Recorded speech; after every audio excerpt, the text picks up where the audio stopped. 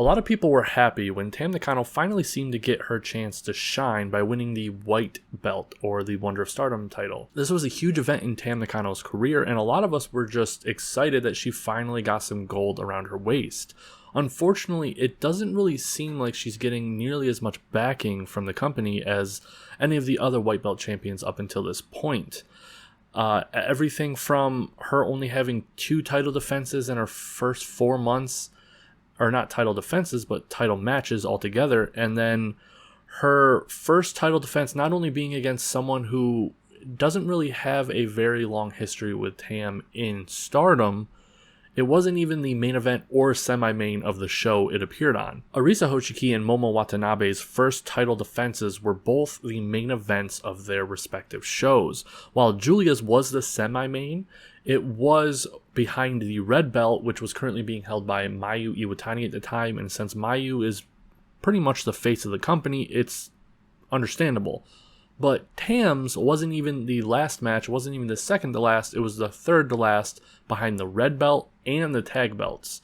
And that's just unheard of. Is this just Bushiroad not backing a champion to their fullest, or is it the consequence of them trying to make the red belt more as the main belt as it should have been, and Tam is just taking the fall? Let's take a look at some stats and figures to see if Tam really is getting the short end of the stick. As you can see here, we have some different metrics to cover. We have a number of title matches, how many of them were main events, how many were semi-main events, total matches during their time as champion, and how many of their matches were main events and semi-mains. As a champion, especially the supposed second most prestigious belt in the company, you would think that the company would put them in the main event more often, showing them as important. How over a wrestler gets as champion is a collaboration effort between the promotion and the wrestler. No matter how charismatic the wrestler is, if they are rarely presented as a legit champion by the company, their reign will inevitably, in time, be looked at as boring, even if at the time the fans were happy that they were champion. As wrestling is done in real time, it's somewhat unfair to compare numbers of reigns when one is still going on. So in the end, I took the first 4 months of each wrestler's reign and compared those two. But right now, we're just looking at totals. Based on the number of title matches, you can see a downward regression, with Momo being at 15 with 13 defenses, Arisa at 11 with 10 defenses, Julia at 8 with 6 defenses, and Tam at 2 matches with 1 defense. While you can't really take Tam's into account because of her still being champion, the rest can be studied. Momo went on and had a legendary run, breaking the defense record previously held by Io Shirai. Arisa was next and had a pretty great run herself with 10 defenses. Julia finally only had 6 defenses with 8 total matches. This would seem odd, but her reign really was messed up by COVID. Next, let's take a glance at how many of those title matches were main events and semi-mains. Momo clearly has the win here, with all of her title matches falling in either category, with 80% of them being in the main event. Arisa is kind of the reverse, with only 27% of her title matches being in the main event, and 64% of them being in the semi-main, resulting in all of her matches except one being a main event or semi. Julia, like Momo Watanabe, had all of her matches in both categories, with an even split of 50% for both. That leaves Tam, who had a smaller pool of matches to pull from, but that's why I do percentages. Tam has had 2 matches, with only one of them being the main event. Her first offense was the third from last match on the card behind the red and tag belts. Moving on to total matches during their reign, Momo Watanabe wins again with a total of 85 matches as the white belt champion, 35% of them being the main events and 19% of them being the semi-mains, with a total of 54% of her matches were in the last 2 matches of the show. Arisa had 64 matches while holding the white belt, with 25 in the main event and 29 in the semi-main, for a total of 81% in the 2 most important matches of each show. Julia's next with 61 matches, 27 in the main event and 12 in the semi, for a total of 64% total. Tam with 29 matches so far, 10 of them in the main event and 8 in the semi, for a total of 62%. Based on these numbers, Tam Nakano would place last in main event appearances, second in semi-main appearances, and third in total percentages. Things aren't looking great for Tam. It seems that she is not only getting less push, her belt in general doesn't seem to be getting backed as much as the previous champions. So with those semi-proving numbers, let's move on to the more accurate comparison being the first 4 months of their belt's run, as at the time of writing this, Tam has only been champion for 4 months. Momo had 5 title matches during this time, Arisa 4, Julia 4, and Tam only 2. While there was a bit of a drop from Arisa to Momo, it stayed consistent with Julia, but then dropped drastically with Tam Nakano. During this time, Momo Watanabe had 4 main event title matches at this time and 1 semi-main. 80% were main events and the rest were semi, showing she was getting full support right from the beginning. Arisa had 4 matches with an even 50-50 main and semi, while some drop in support, not a great drop. Julia has the same number with an even 50-50 split. Tam, on the other hand, has had 2 title matches, with one being in the main event and the other being in neither. The first champion out of these 4 to not have a strong backing right out of the gate.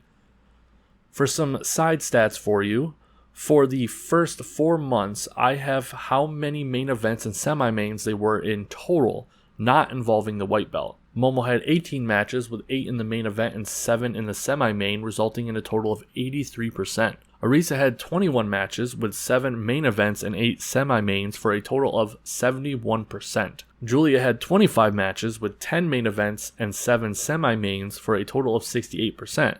Tam Nakano had 29 matches with 10 in the main event and 3 in the semi-main for a total of 45%. Moving on to average defense time, Momo was able to pull off a 17 minutes and 5 seconds average time for her title matches, which is impressive since her reign took place in a time for Stardom that had shorter shows.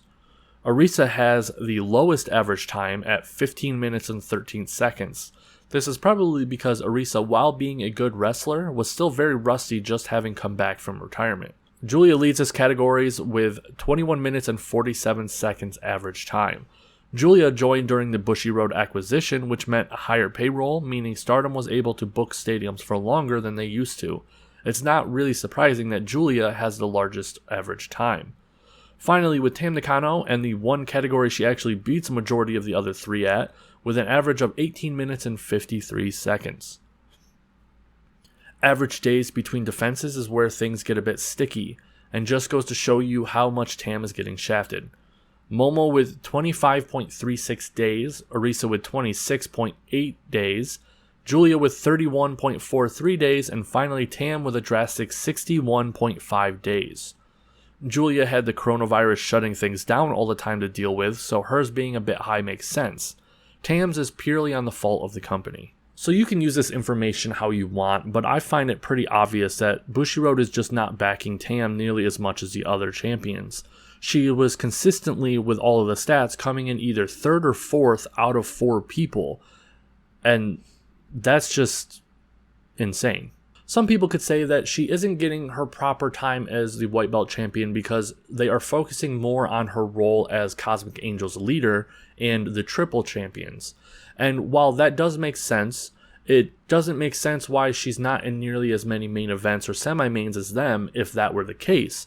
Because instead of defending the white belt, she would still be in one of the main events defending those belts. The problem here is that for the last about 3 years, Tam has consistently been the best person putting on the best shows, best matches, best feuds, best storylines. And for her to finally get her time to shine, finally get some gold around her waist, to finally get a singles title, to only be almost an afterthought by Bushiroad so that they can push Utami as the red belt champion and Julia as the tag champions over her, it's almost insulting in a way.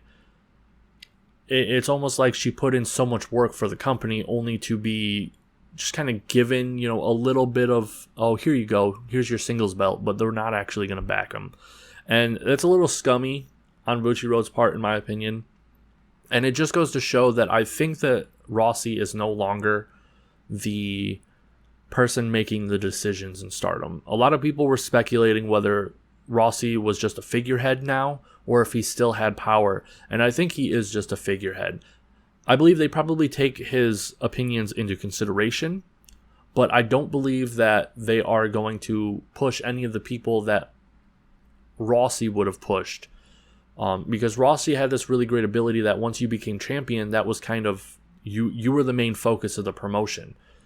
Whereas Bushiroad, it seems that they've chosen certain people, and regardless if they are the single champion or not, they are still getting more preference, push, and credibility than the actual single belt champions. Now, Tam is about to defend her belt against Kamitani, and I see a lot of people online at this point wishing that Kamitani won the white belt, which just goes to show you how much Bushiroad has failed Tam as the white belt champion. Tam was one of consistently the most favorite people amongst Western fans for the last 3 years. And now that she's finally champion, Bushiroad has backed off so hard that people just don't even care about her white belt run. It's very sad. So thank you for watching. Hope you enjoyed. Bye.